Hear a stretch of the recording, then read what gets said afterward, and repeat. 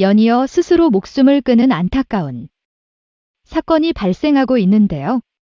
악플러들은 주변에 흔히 볼 수 있는 평범한 사람들이라고 하죠. 하지만 영상이나 기사 또한 보지도 않고 자신의 취향에 맞지 않는다고 그냥 장난삼아 스트레스를 풀기 위해 출풍적으로 아무 죄의식 없이 이런 일들을 하고 있는데요. 그러나 수십만 건의 악성 댓글을 받게 되는 가수들이 낙 연예인들이 겪는 괴로움과 충격은 상상을 초월한다고 합니다. 특히 최근 김호중은 빌면식 한 번 없는 사람일 텐데 이걸 쓰면서 만족을 느낄지 굉장히 궁금했다. 우리는 감정의 쓰레기통입니다. 근데 방송 스케줄이 있거나 이르면 나와서 노래도 해야 되고 꼭 그래야만 하는데 당장 내일이 겁이 나더라. 나아며 고충을 토로하며 실제로 다 풀에 겪었던 스스로 녹화가 있는 날에 사람이 너무 두려운 나머지 약에 의존하고 있다고 전하였는데 그는 악성 댓글 작성자에게 강경 대응 하기도 해보고 설득도 해보고 함부로 내에 하지마라는 책을 소개해주는 등 다양한 방법으로 악플러를 설득하고 협박하고 있지만 여전히 악플러들은 그를 괴롭히고 있습니다. 뿐만 아니다. 그 밖에 여러 억측을 비롯한 여러 말도 안 된 이야기들 다 이 적들에 대해 사실과 너무나 바른 개연성은 호일 사실을 가지고 인신탱겨까지 당하면서도 방송 복구 그는 너무나 힘들었다고 전하고 있습니다. 일어나 풀은 우리 곁을 떠난 연예인들도 보셨듯이 아주 위험한 일입니다. 하지만 이보다 더 도를 지나치게 되어 결국 김호중은 큰 결심을 하게 되는데요. 최근에 일어난 그에게 둘러싸인 심각한 상황들과 그가 무척이나 괴로워하는 이유와 최근 그의 안타까운 근황을 전해드리겠습니다. 영화 파파로티의 실제 인물이자 12. 조선 미스터 프로세서 4위를 차지하며 태세 트로트 가수 해열에 이름을 올린 가수 김호중님. 하지만 최근 방송 복구 그를 괴롭게 하는 것이 있어 굉장히 힘들어 하고 있다고 합니다. 오늘 두 가지 이유에 대해 전해드릴 건데 첫 번째는 바로 악플 때문입니다. 김호중은 전혀 가자마자 악플을 굉장히 많이 받았다고 합니다.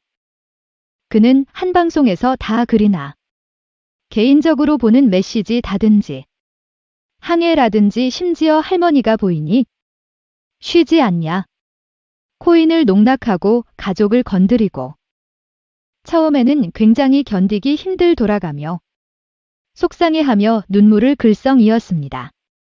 그 말을 들은 고은영 박사는 실제 삶에 어떤 영향을 줬냐 남이 물었고 그는 삶의 활력을 정말 많이 가라앉게 만든 거라. 일부러 자려고 눈을 감아도 이 생각이 웃긴처럼 꼭 지나가야 하는 거다. 제가 제 스스로를 힘들게 만들고 있더라면 충격을 전했습니다.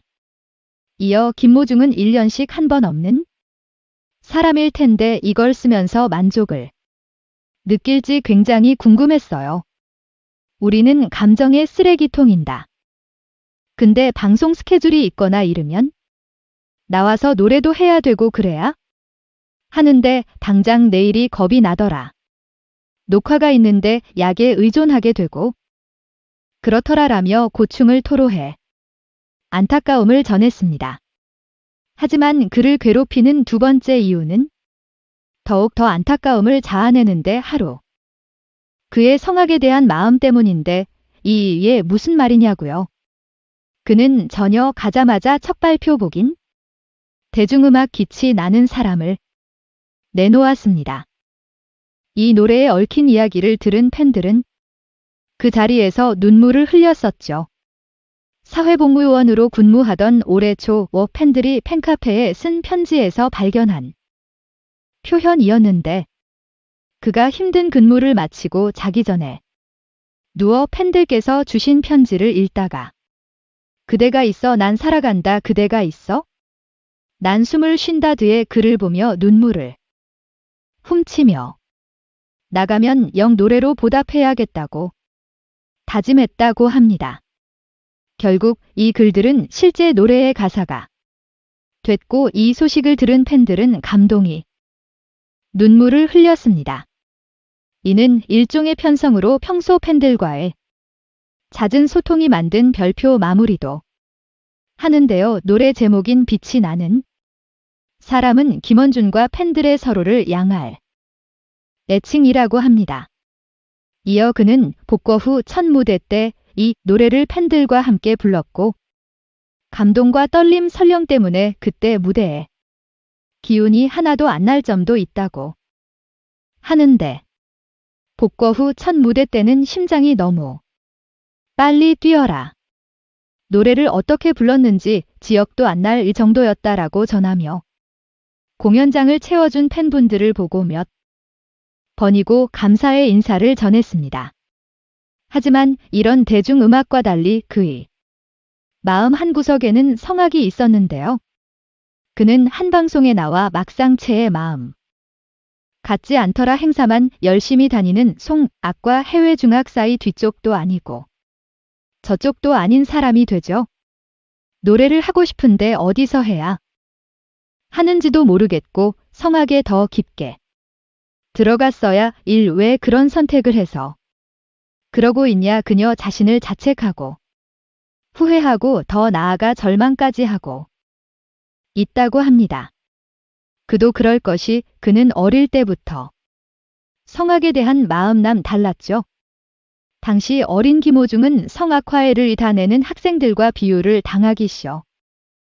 가난이란 세상의 벽을 느끼며 자신의 삶에 원망하게 되고 불성실한 학교 생활을 하여 결국 해악 부위까지 저하게 되었죠. 하지만 그의 인생을 크게 바꾸는 사건이 터지게 되는데 2008년 친할머니가 대장암으로 돌아가시며 남긴 하늘에서 지축 올로 테니 꼭 바로 살 유언의 마음을 다잡고 때마침 만난 긴 전에 의 서수영 선생님의 헌신 아래에서 송악에만 내 지나게 되는 그 선생님의 가름층과 그의 간절한 덕분에 그는 마침 2008년 3종 음악 콩쿠르에서 1위를 하고 전국 소리 음악 콩쿠르 1위를 차지하는 태월을 얻게 되죠. 덕분에 김호중은 2009년 대한민국 인재상을 수상할 정도로 승승장구하게 되고 미스터2로 3나가서 쟁쟁한 선후배 다수 이를 제치가 최종 4위로 성공하게 됩니다.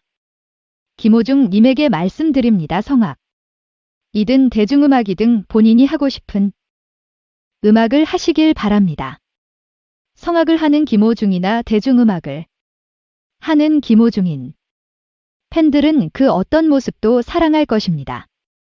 그리고 남의 마음에 상처를 주는 악플러에게 전합니다. 악플은 사회적 살인 행위입니다. 앞으로는 방구석에서 그런 행동하지 마시고 사랑하는 가족들과 가수들에게 응원과 격려의 댓글을 달아주셨으면 좋겠습니다. 귀한 시간 내서 영상을 끝까지 시청해 주셔서 대단히 감사합니다. 더 좋은 영상으로 꼭 보답하겠습니다. 구독과 좋아요 부탁드립니다. 강산TV였습니다.